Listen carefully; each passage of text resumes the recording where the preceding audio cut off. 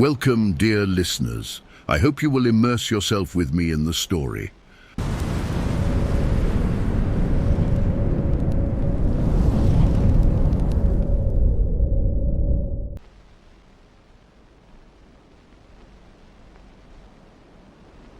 I'm 17, am a senior in high school. I'm on the boys' basketball team, and often days I come home from practice tired and sweaty.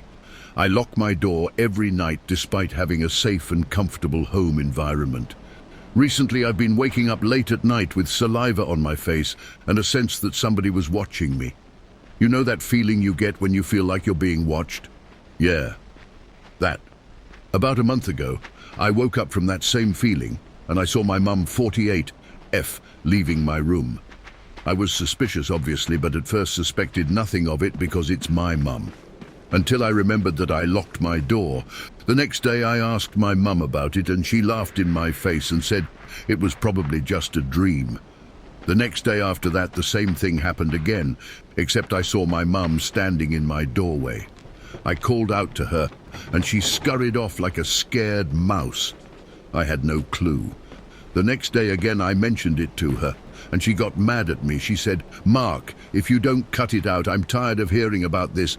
Can we focus on your upcoming game, please?" And so we did. I didn't want to espet my mum purposefully, but I also wanted to know why she was lurking in my room at night. I forgot to mention that there is no possible way for my mum to get into my room because only I have a key to my door. I gave the spare to my girlfriend. After another 3 days of waking up to saliva on my face and my mum standing in the doorway, I thought it was about time that I got some cameras installed into my room. I didn't tell my mum about it at all. The next week, after more scary doorway situations, I checked the camera footage and could not believe what I saw.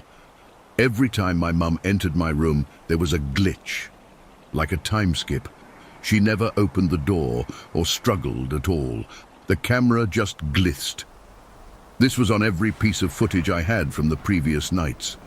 One night I decided to stay up in my bed, not on my phone, with my head just in the perfect position where I can see the door, but my mum wouldn't be able to tell that I was awake.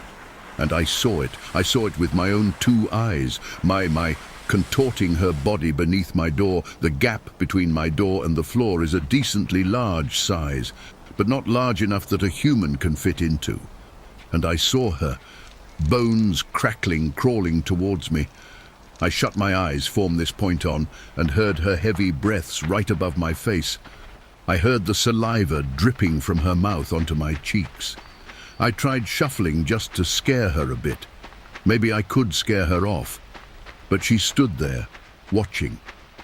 After what felt like forever, but was most like about 20 minutes, I heard her footsteps slipping away. I cracked open my eyelid and saw her in the doorway. I pretended to wake up like I usually do, to scare her off like how it always goes. But instead she sat there. In a raspy but deep and gruesome voice, she whispered from her standpoint, "I know." I responded, "Know what, Mum?" She ran towards me so quickly that I could barely process what was happening until I felt her shaking me by my neck. "I know what you did. I know what you did. I know what you did. I know what you did. They know what you did. They know what you did." And that was all I remembered before I woke up to her in the doorway once again. I talked to her the next morning and she got really angry. "Mark!" she yelled. "I am sick of this craziness." I showed her the bruises on my neck, and she fell silent. "Mark, I want you to go and live with your father." She told me I was hesitant, but I left. I packed my stuff and drove over to his house, and I told him exactly what happened, and he too fell silent. "Mark, you want to know why Myanmar divorces?" I nodded my head. "When we had you, I would wake up to the bed empty, Ma nowhere in sight. And when I searched, I found her standing over your sleeping body, drooling as if she was entranced. I ain't got no idea why. One day, I tried to bring her back to bed and she... Oh, God, she pushed me, Mark, and I ain't me no little lady push. I fell into the closet. She broke my rib that night. When you reached 10, she cut it out for a little while, but it started up again last year. That's why we got divorced. I fought for custody, but I had no proof of it. She's possessed or something, Mark. He shook his head. I'm glad she's aware at the very least. I wouldn't try to stop it, it'll only get worse. He patted my head. I'll cook your favorite tonight, bud. I smiled at him. 3 years later. My name's Patty. I moved into a new apartment recently with my boyfriend Mark. Recently I've been waking up at night to saliva on my face and my boyfriend watching me in the doorway.